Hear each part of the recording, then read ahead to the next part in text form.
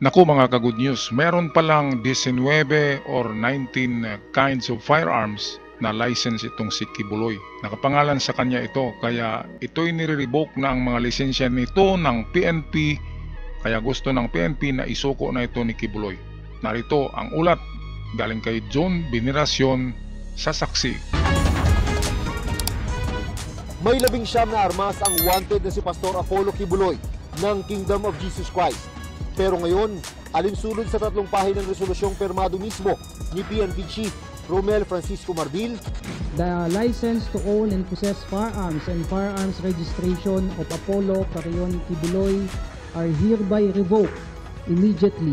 Dahil sa revocation order na pinirmahan ni PNP Chief Romel Francisco Marbil, may tuturing ng loose firearms ang 19 na baril na nakapangalan kay Pastor Apollo Kibuloy. Binibigyan sila ng 6 na buwan para isuko ang mga ito. Naku, ito'y sabi naman sa mga attorney ni Kibuloy na ito daw ay mga frame up lamang palabas ng gobyerno para talagang dadami ang kaso ni Kibuloy at tuluyan ng uhulihin ito ng PNP. Ito'y dagdag na naman na kaso nitong napakasikat na Pastor Kibuloy. Pero sa akin lang o kahit sa inyo mga ka-good news ay bakit nga ba ang isang pastor ay bibili ng maraming armas? Kung pastor ka, di ba? Sa Biblia, kay King David, ay atin yan mababasa sa kanyang hindi na kailangan ng armas ng isang taong nagsisilbi sa Diyos. Kasi ang Diyos mismo ang kanyang tagabantay, ang kanyang armas.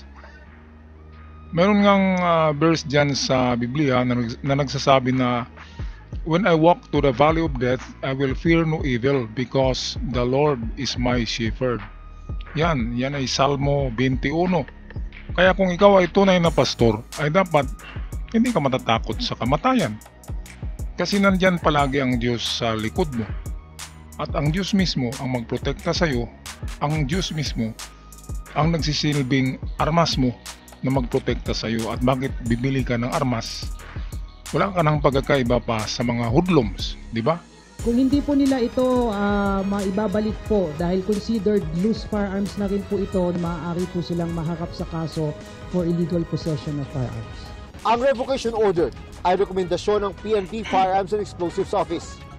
Naging basihan nila ang probisyon sa Comprehensive Firearms and Ammunition Regulation Act nang sinumang mag-a-apply ng lisensya sa armas ay hindi dapat convicted o hindi nahaharap sa anumang kasong may katapat na parusang lagpas 2 taon. Ngayon, ang ano naman dito sa PNP, dapat mayroong regulation ang PNP na dapat ang isang private citizen ay magkaroon lamang ng 2 o 3 armas.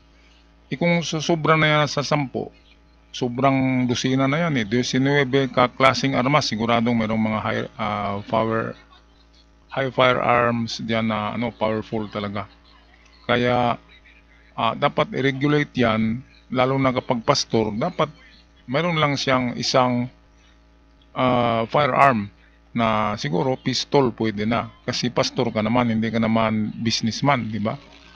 At kung businessman ka naman, ay pwede ring magkaroon ng isang high power firearm at isang pistol. Kung ako ang chief sa PNP. Pero dito, 19 kaklaseng armas na hawak ni Kibuloy, iba na ito. Parang meron na siyang tinatawag na private army. Itagasilbi ka ng Diyos. Hindi kailangan ng armas, di ba? Hindi ka naman hoodlums, hindi ka naman gangster. Kaya hindi kailangan ng armas kasi nanampalataya kayo diyan. Kaya totoo pala yung sinabi na nakikita si Kibuloy na merong mga dinideliver na armas. Totoo pala yan dahil sa balitang ito. Mas mabigat pa riyan ang parusa sa mga kaso ni Kibuloy na child and sexual abuse at qualified human trafficking. Bukod pa riyan ang mga kaso niya sa Amerika, gaya ng sex trafficking, conspiracy at bulk cash smuggling. Pinag-aaralan daw ng kampo ni Kibuloy ang paghahain ng motion for reconsideration. Sana hindi po totoo itong aming duda na ipipilit yan para magiging legal justification for the issuance of a search warrant. At saka magiging legal justification na naman ito para to search in and all properties of Pastor Kibuloy. Ayaw po nating humantong sa ganyan po yung mga posibilidad. Kusa na po nilang isurrender itong mga baril po na ito. Ayan, tama yan. I-surrender nyo na yung mga baril na yan kasi hindi naman kayo magipagbarilan. Kung balak nyo talagang magipagbarilan, so wag nyo nang isurrender ang mga armas na yan. Kasi iba ang nagsisilbi sa Diyos, dapat salita lamang ang armas. Ang salita ng Biblia ng Diyos na binabanggit, yun ang armas ng tunay na mga pastor. Kaya kapag ganitong klaseng pastor ay medyo kakaiba na to. Diba? Kasi daming armas. Anong gagawin dyan? Ng PNP, immediate executory ang utos na pawalang bisa ang mga lisensya at rehistro ng armas ni Kibuloy. Umapila man sila o hindi. Bukod kay Kibuloy, pinawalang bisa rin ang lisensya sa baril ng kapwa-akusado ni Kibuloy na kinilalang si Ingrid Canada. Ngayong at large pa rin si Kibuloy. May babala rin ng PNP sa sinumang tumutulong sa kanyang magtago, lalo't hinala ng pulisya. May nagkakanlong sa pastor. We have to also understand na yung subject po ng warrant of arrest na ito also has a vast resources na nagagamit din po niya sa kanyang pagtatago. Humingi na rin ang mga prosecutor ng hold departure order para kay Kibuloy. So once you have a respondent or an accused that is a flight risk, especially given the resources that this person has, then the prosecutors are very diligent in making sure that that doesn't happen. No, that the accused is able to leave the country without actually facing the allegations in the proper forum. Ito nga ang kuro-kuro at iniisip ng mga taong bayan na nasa ibang bansa na si Pastor Kibuloy dahil sa hindi na ito nakikita. At ang iba naman nagsasabi na mayroong nagkakanlong sa kanya.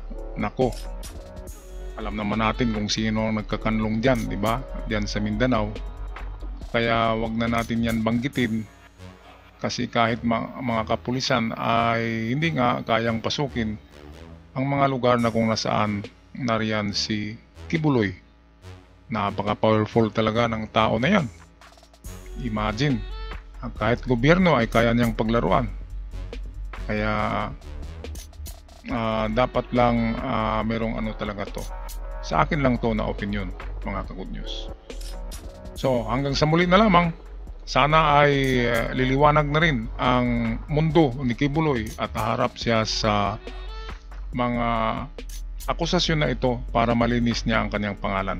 Hanggang sa muli mga good news, ako'y magpaalam na huwag kalimutan mag-subscribe sa channel kapag gusto nyo ang ganitong klaseng mga videos. Paalam!